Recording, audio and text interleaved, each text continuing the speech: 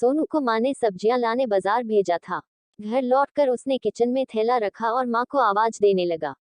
माँ उसके छोटे भाई को कमरे में बैठकर होमवर्क करा रही थी।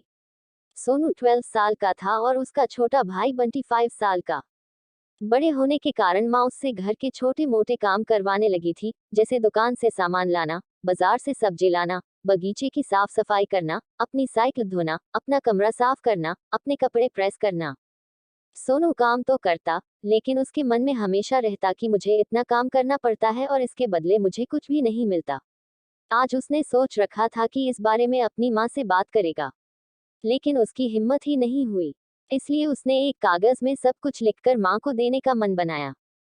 कुछ देर बाद वह कागज लेकर कमरे में गया, जहाँ उसकी माँ बंटी को होमवर्क करवा रही थी। उसने चुपचाप कागज माँ के सामने बढ़ा दिया और माँ के कागज लेते ही कमरे से बाहर आ गया।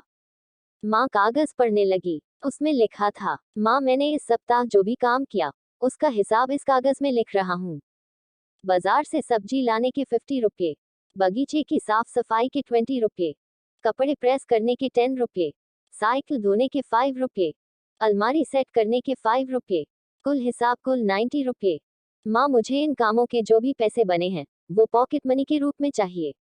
आखिर कोई भी काम मुफ्त में नहीं किया जाता।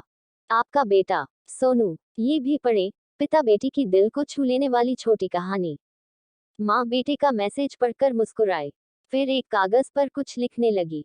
कुछ देर बाद वो आंगन में गई, जहाँ झूले पर सोनू बैठा हुआ था। माँ ने कागज उसके आगे बढ़ा दिया। सोनू ने कागज लिया और पढ़ने लगा।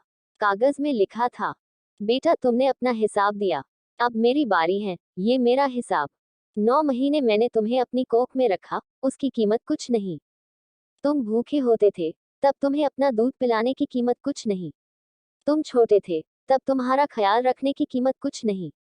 तुम्हारे बीमार पड़ने पर रात रात भर जागकर तुम्हारी तीमारदारी करने की कीमत कुछ नहीं। इन सब से बढ़कर तुम्हारे लिए मेरे प्यार की कीमत तो लगाए ही नहीं जा सकती, वो तो अनमोल है। ये पढ़कर सोनू की आंखों से आंसू बहने लगे। वो भागकर अपनी माँ के पास गया और उनसे लिपट कर बोला, सॉरी मम्मी, मैंने कभी सोचा ही नहीं कि आपने मेरे लिए क्या क्या किया है। कितनी तकलीफें सही है। I love you mummy.